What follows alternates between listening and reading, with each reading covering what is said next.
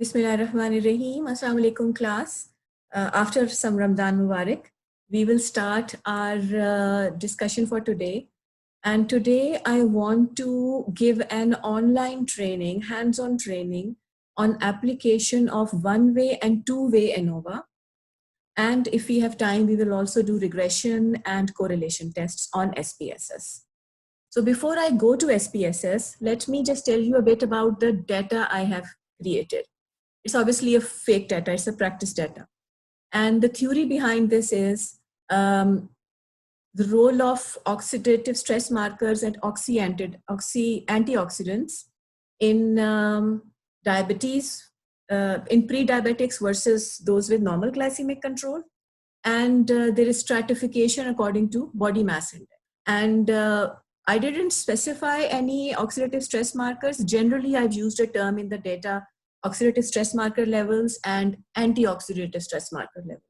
And the hypothesis is, the alternate hypothesis is, or the research question in the mind would be, okay, would the more obese patients would have lesser antioxidant levels and higher oxidative stress marker levels, the more obese ones, or those with a higher BMI, and at the same time, those who are diabetic as compared to pre-diabetic, or those who are pre-diabetic as compared to those with normal glycemic control, they will also have a difference in the oxidative stress markers and antioxidants. So antioxidants would be lower in diabetes and pre-diabetes as compared to control, and oxidative stress markers would be higher in pre-diabetes and diabetes as compared to normal control. So this is the general research question according to which I have created this practice data. So I'm going to share the screen now and we'll go see the variables. Any question up till now? Okay.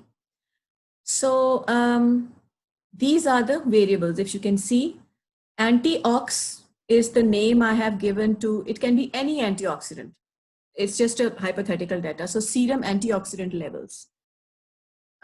Here I should have mentioned units as well, because labeling should have units as well. So I'll mention nanogram per ml. I don't know, that will depend upon the kind of chemical, the kind of biomarker you're using and what their ELISA kit says about their units. And then over here we have pre-diabetes, or there are three groups: healthy control, pre-diabetes, and diabetes. So I've made three groups over here, and this is not a nominal data, this would be ordinal data. So you guys can correct your data along with me. Then body mass index is about obesity status, and actually there are just two variables in this. One is normal BMI and two is obese. I actually got rid of the morbidly obese category in order to show you some tests which we can do. And then there is oxidative stress markers. It can be anyone. You have chosen some in your individual researches. And these again should have the name of the oxidative stress marker in the label, and their units should be mentioned. So maybe this was in milligram per deciliter. I don't know. This is a scale variable, as the antioxidant levels are always scale variables, and decimal spaces are shown for BMI, but it will just be either normal or obese, 0 or 1, or in this case 1 or 2. So there is no use of decimal spaces, therefore I have omitted the decimal spaces. So I will go to analyze, explore, descriptive stat, explore. And I will add these scale variables in the dependent list. And if I click OK, I will just get information about these levels as a whole. But if I want to examine them by groups, if for example over here, I can click plots, histogram of all the variables in all groups together, and normality tests for all serum oxidative stress marker levels and all serum antioxidant levels. But if I want to individually see if they are normally distributed in each group, then I will add these factors over here. That means now I will get information about serum levels according to diabetes groups and according to obesity groups. And the normality tests will again be according to those groups. And that is useful for me. It's because I can be sure that if there is normality in both, if both the distributions are normal, then t-test can be applied. Even if one of the distributions is not normal, then we have to go to a non-parametric test. So, okay, now, this is oxidative stress markers. In healthy controls, serum oxidative stress marker mean is given, 95% confidence interval is given, median standard deviation is given, standard error is given. So that is all, and they show skewness. There is a skewness is positive. Okay, but we want to know if this is significantly positive. Similarly, pre-diabetes also shows positive skewness. And remember, positive is referring to the tail. So tail would be towards the positive side, right side of the graph, and majority of the values which are represented by the hump will be towards left side, negative side of the axis.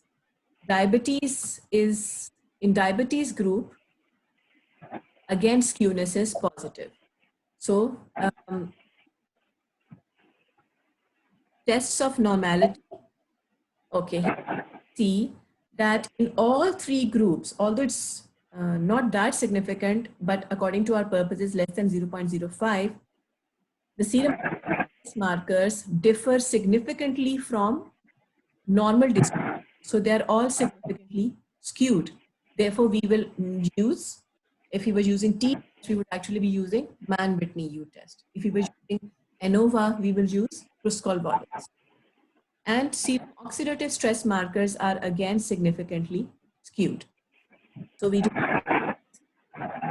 and now we won't go to compare means, we will go to non-parametric tests, and we have independent. Pre-diabetes versus normal, these are two independent samples.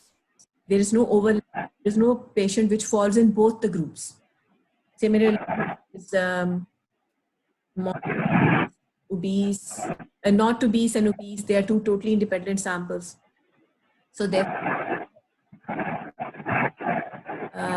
in the test fields, we'll put these levels, antioxidant, oxidative stress markers, and let's first see according to pre-diabetes or diabetes. Remember, there were three groups: normal, diabetes, and diabetes. So SPSS will automatically use the Kruskal-Wallis test. Let's run it. And yes, they have, as you can see, used, they haven't told the name of the test, Kruskal-Wallis test, which remember we discussed when there are more than two groups and they're not normally distributed or they're ordinal data. Then this comparison of medians, and that is done by Kruskal-Wallis test. And this shows that there is significant difference between the groups. If we were to repeat this test, two groups, obesity had two groups, obesity status. We just had normal and obese. And what kind of test used here? If there are two groups, the non-parametric would be Mann-Whitney U test, remember? So we apply run, and it said antioxidant levels are the same across categories of obesity status, and it has automatically used Mann-Whitney U test. So this, but I want to demonstrate, suppose for a period of time that these tests came out to be normal. And I want to show that if they came out to be normal, how do you carry out ANOVA and ANOVA and two-way ANOVA, and what is the difference between them? You must have heard about one-way ANOVA. That is something we usually automatically. And if we have a simple cross-sectional comparative study, three groups, one values to be compared, one-way ANOVA is to go. But we have strata. Like for example, in this particular we want to ask two different questions. One question is, what is this difference? Is there any significant difference between antioxidants and oxidative stress markers in the three groups of normal sugar level, pre-diabetes, and diabetes? Just then. Then I'll ask the question, I'll answer this question with one-way ANOVA. Real life is a bit more complicated. How? Even within these groups, there will be confounders or factors which will additionally affect our results. And in this case, that is obesity status. Obesity is also associated with inflammation and oxidative stress. So I want to know, independently I can know, okay, what is there significant difference between these markers in the obese and non-obese? But what if I want to know what is the significant difference in the combined effect of these two variables? Like these two variables combined affect these levels of, significantly affect serum levels of oxidants and antioxidants. And if that is a question I have to answer, then information about each group, exactly where the difference and exactly how these two interact, then I will use two-way ANOVA. And that is something. Okay, so first let's start with simple ANOVA, one-way ANOVA. So I'm just going to initially see if individually these variables have an effect. And remember, if I do simple ANOVA in a sample which just has two groups, like if I'm using normal BMI and obese groups, just two groups, and comparing my levels between them, then it will simply be, even if I apply one-way ANOVA, the results will be exactly the same as t-test. Because between two groups, ANOVA is, one-way ANOVA is equal to independent sample t-test. So let's first start with one-way ANOVA. So I come over here, compare means, then means, click means, or one-way ANOVA. So I'll click one-way ANOVA to be direct. Now I want to check antioxidant levels first. Normally I would just put both of these here, but since I want to demonstrate and not confuse your screen, we'll just do it one by one. The factor by which I want to divide them is pre-diabetes, diabetes, and the normal. So this variable. So now I have, as a factor, there is the pre-diabetes, diabetes variable, in which groups were divided in by normal sugar control, pre-diabetes, and diabetes.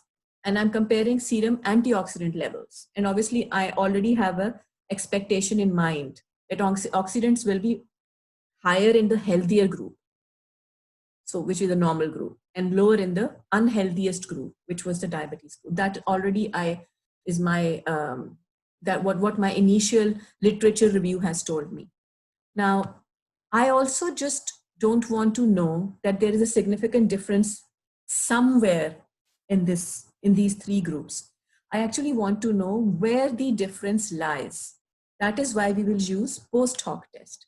And the most commonly used post hoc test is Tukey test. Every test has its positives and negatives, but in published literature, Tukey test fulfills most of the criteria and is most commonly used. So I suggest you use this as well.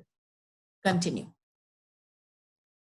Nothing to be chosen in options except that I do want a descriptive table, which tells me the means and standard deviations in every group. And the rest we don't want to touch. Maybe a means plot to help me visualize the results. So now I click OK. And I will share my output screen with you. So I hope you can see my output screen. And over here, first there's a descriptive table because I clicked descriptive first.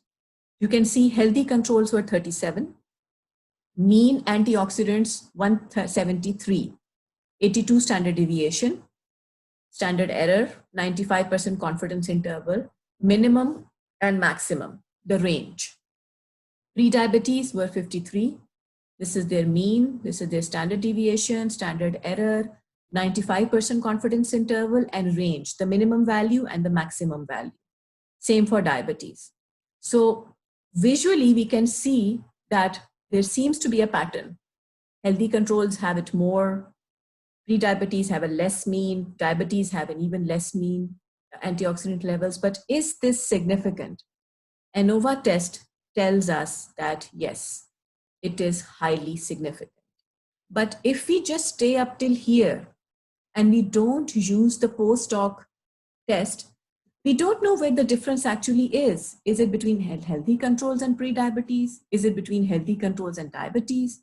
Is it between pre-diabetes and diabetes? Is it between all of them? That is our point of interest. And that is why we used post-hoc test, which automatically does multiple comparisons. So if you see this table with me, here it says healthy control, and in front of it, the column will give the other two groups. So I'll tell you how to read this table. Healthy controls compared with pre-diabetics, the difference in means was 84, right? So how did this come from? Healthy control was 173, pre-diabetics were 89. If you minus them, the difference comes out to be 84.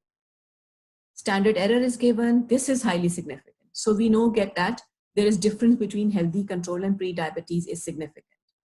Then he compares healthy controls with diabetes. The difference is 107, and it is also highly significant.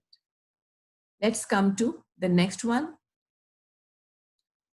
Pre-diabetes is compared with healthy controls as before.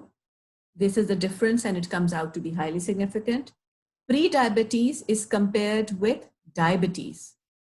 Remember, pre-diabetes has mean of 89 and diabetes had 66. There is a difference, but even though overall ANOVA was significant, this particular difference is not significant. This is more than 0.05. So now with this post-hoc testing, we know exactly where the differences are significant and where the differences are not significant. And we can report it like that and interpret it like that in our analysis. And this is the means plot. And it shows us that in healthy controls, this was the mean. So you can see it's a high mean, about 175. In pre-diabetes, it was about 90, and in diabetes, so it's less than 75. And so when we chose that option of plots, we get this visual as well. Now we repeat this exercise for oxidative stress markers. So, and this is it. Healthy controls versus pre-diabetes is significantly different. Healthy controls versus diabetes is significantly different. You notice that all these values are significantly different from each other. So that answers our question, that all these values are significantly different from each other. And this is the means plot. These are the same patients who are obese and normal as well. And these are the same patients who are either have normal sugar control, or they have pre-diabetes, or they have diabetes. So it's sometimes unnatural to analyze these two variables totally independently. And we want information on how they interact with each other. These two variables interact with each other. And that is when we will use two-way ANOVA.